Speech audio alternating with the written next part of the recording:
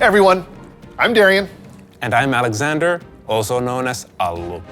As we celebrate CLASHFEST 2022 here on our home turf in Helsinki, Finland, no event would be complete without this never-before-seen look at Supercell headquarters and interviews with the game teams who make the games that are played by millions of people around the world. That's right.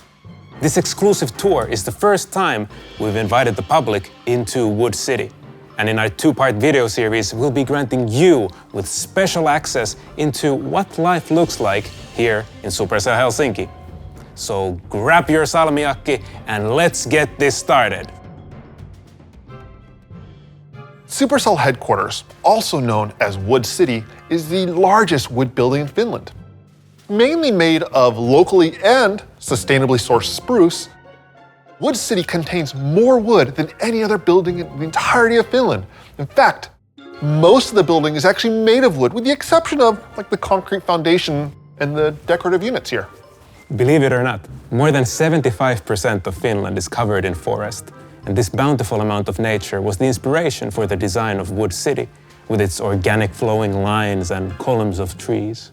Although the architecture of Wood City was designed to promote relaxation, creativity, and inspiration, with its open workspaces, plenty amounts of natural light, and the breathtaking views of the surrounding city and harbor, tons of technology went into the design of this building. Within Wood City alone, there are over 450 kilometers worth of networking cable snaking its way through Wood City. And that's just one example of how much design, technology, and forethought went into developing our brand new headquarters. So why don't we start with a tour and take you to one of the most important places in Wood City.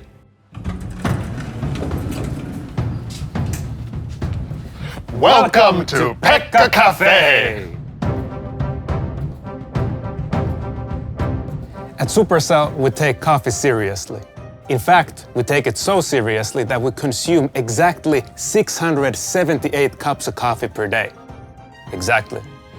All this caffeinated consumption keeps us alert and engaged, but it also needs a dedicated space to enjoy such roasted delights.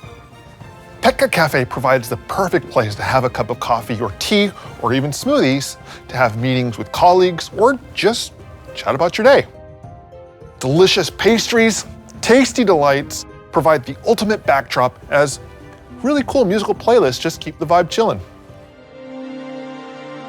Pekka Cafe is surrounded by meeting rooms, where we bring visiting partners, business associates, and other important people when we need a bit of working privacy.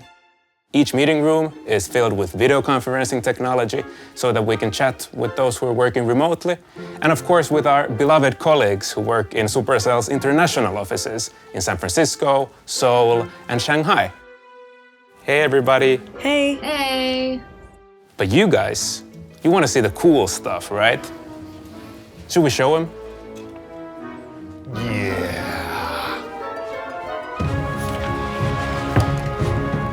This is the Clash Royale meeting room.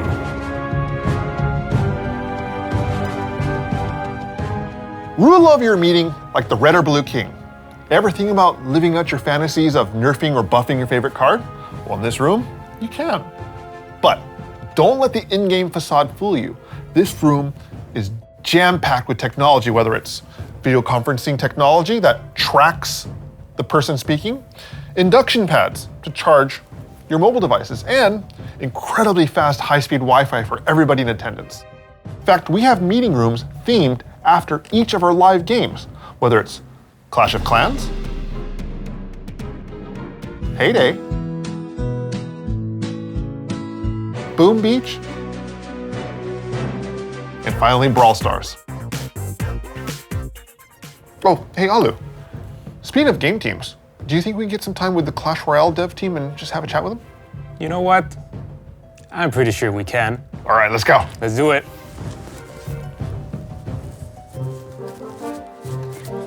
After you. Thank you. Hey, welcome to the Clash Royale game team. So one thing you'll notice throughout Supercell is our open workspaces. That's a key element of our culture. See, at Supercell, we have minimal hierarchy. That means that every single Supercellian is given from day one the trust and independence to do what they do best. To help facilitate that, no one, not even the CEO, has their private office. But everyone works at an open workspace that's designed for their team's needs. Now, having said that, let's go say hi to Clash Royale. And what would you say are the most important attributes or things that make a good game producer? That's a good question. I think it's the ability to, be meticulous, very organized, and also to kind of be able to facilitate discussions, and be able to understand people and relate to people, and create good relationships with the team. So when you make decisions as a team, how do you decide? Yeah, I think obviously when we design and plan what we're doing next, we do this for the players. When we start doing things, then obviously everyone has their own roles, everyone has their own responsibility. And then as a team, we decide on what we should do, what makes sense. You probably had some kind of assumptions or expectations about what working at Supercell could be like. What were those? Expectations I had, which were absolutely kind of met, was that everyone's incredibly good at what they do, that everyone's very passionate about the games that we make, and the expectation that I had that didn't turn out to be so true was that everything would be completely kind of nicely organized and everyone would be completely confident that they knew what they were doing. Because it's a very kind of a very chaotic, very freeform and very sort of independent place to work.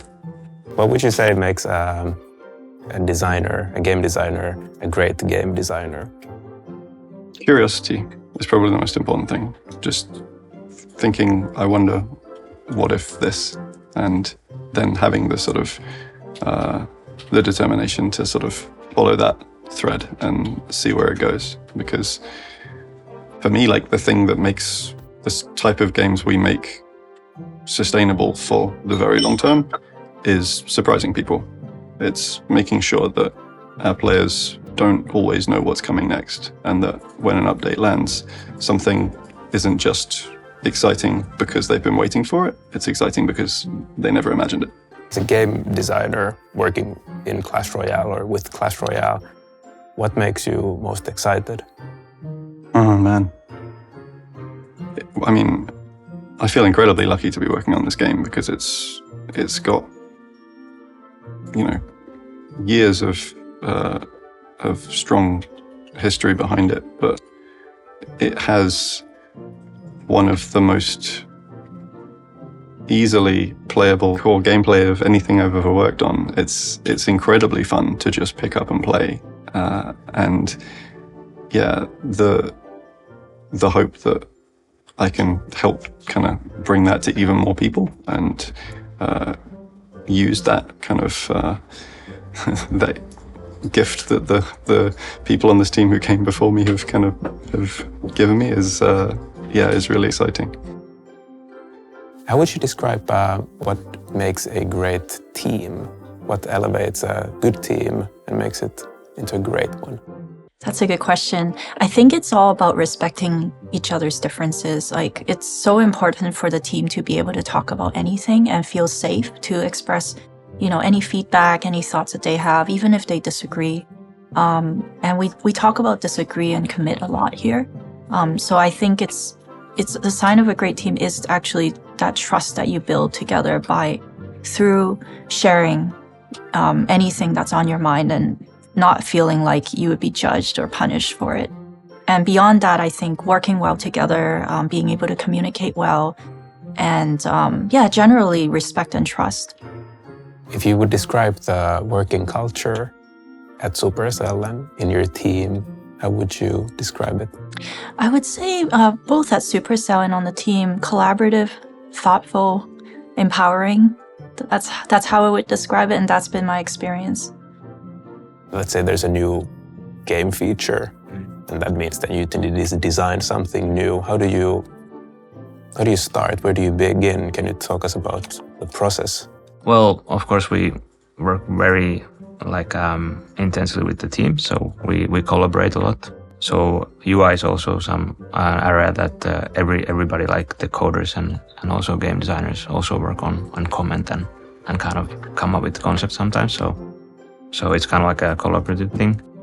And also when we play test, then we also might get some feedback and do some adjustments and those kind of things.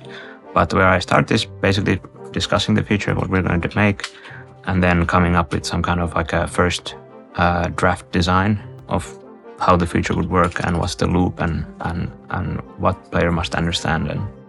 And then on top of that, we also try to think like visually how do we want it to look like. And from that, we then work on the assets. Maybe we need some art and characters or things like that. And then after that, we polish it and add animations and things like that. So it's kind of like a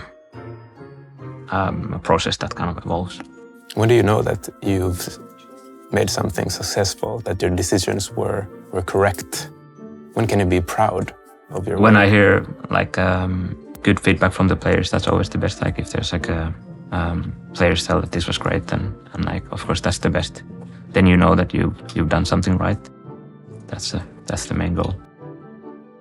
What if you get angry feedback? Then we go back and try to fix it and make it better. Okay. Hey, Aldo, Yeah. you all done here? We still have a lot of things to show everybody.